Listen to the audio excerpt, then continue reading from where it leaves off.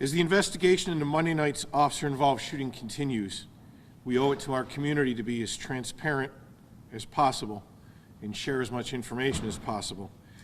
Yet we have to be cognizant that we are not jeopardizing the integrity of the multiple investigations and the forthcoming criminal prosecution.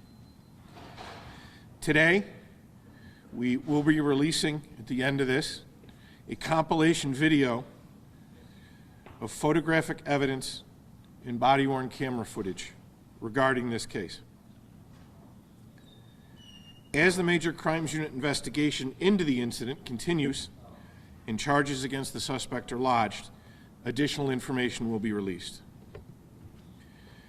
As you recall from my briefing Tuesday morning, at 9:44 p.m., the shot spotter system activated in the 100 block of 7th Street, indicating multiple gunshots on Monday night.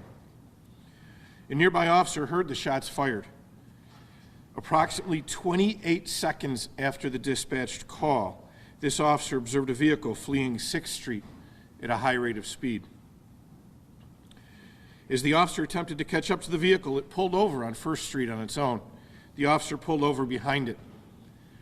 As the officer began to approach the vehicle then took off again and fled at a high rate of speed. At this point, a short vehicle pursuit commenced and ended when the suspect vehicle hit a pole at Hempel and 1st Street. The suspect then ran from the vehicle, and the single officer pursued him on foot. As they entered the rear of 360 1st Street, the officer momentarily lost sight of the suspect, at which time he was ambushed and tackled to the ground. While the officer was on the ground, the suspect began to punch him in the head. The officer, while on his back, found himself struggling to retain possession of his taser. The taser was deployed and the officer was impacted by the electrical shock of the taser. The taser then fell to the ground. The fight then began over the officer's handgun, which had been removed from the officer's holster.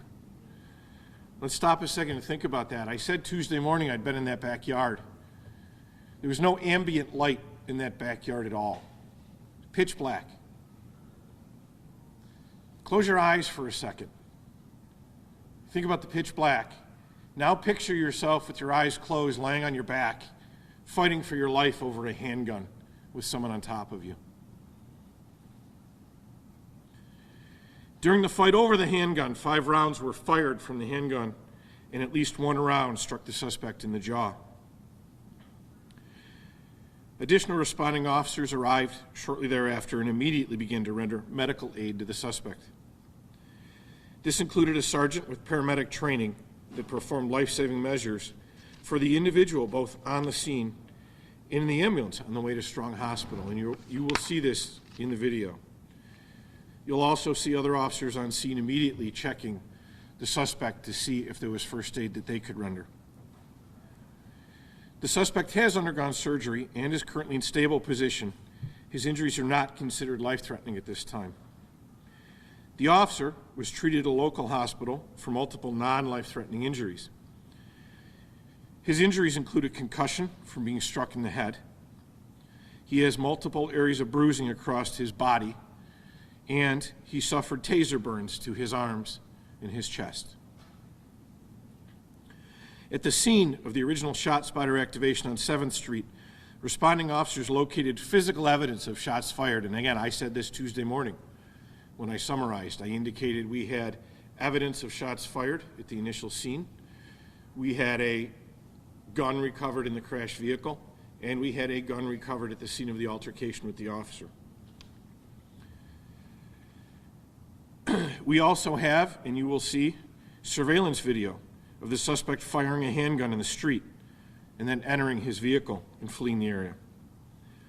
In the 2011 Chevy Silverado operated by the suspect, a .38 special revolver was located on the floor of the driver's seat, as I had previously said. This contained 6 spent rounds in the cylinder.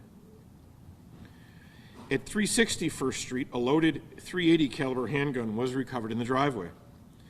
In the backyard of that location, the officer's ballistic vest, taser, and other uniform-related items were located strewn about the ground.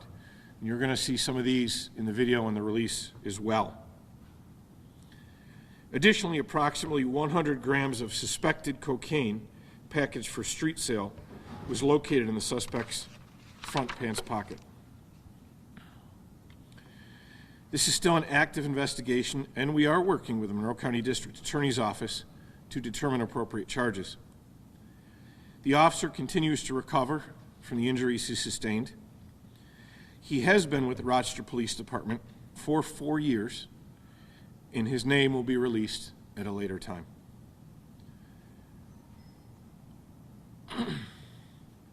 So this week, as I stand here talking about this, is also the week of the trial for the suspect who allegedly shot Officer Mazurkowitz. Officers have been taking time to support the family and be visible in the courtroom. By the grace of God and this officer's training, he's still with us, and we're not going to have to go through another trial, in this case, like we are for Officer Mazurkowitz. Despite all of this, the men and women of the Rochester Police Department, whose professionalism and training astounds me and amazes me on a daily basis, the members of this department will continue to run towards gunfire to make this community a safer place. I'll take a few questions.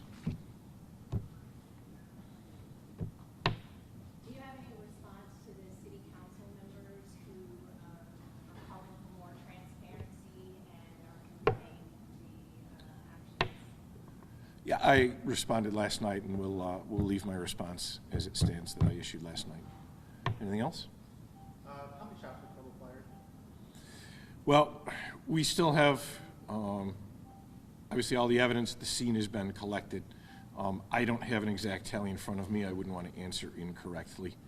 The original shot spotter was for 10, and then I believe a review picked up a few more rounds from the initials. So in excess of 10 would be safe to say. And then the actual altercation between the suspect and the officer? We believe 5. 5, and how many actually struck the suspect? We believe just the one. Just the one. Okay. Any update on communication of the suspect? Stable, hospitalized, and once we coordinate with the district attorney's office and we file charges, then we'll be releasing that information. All right, thank you, everyone.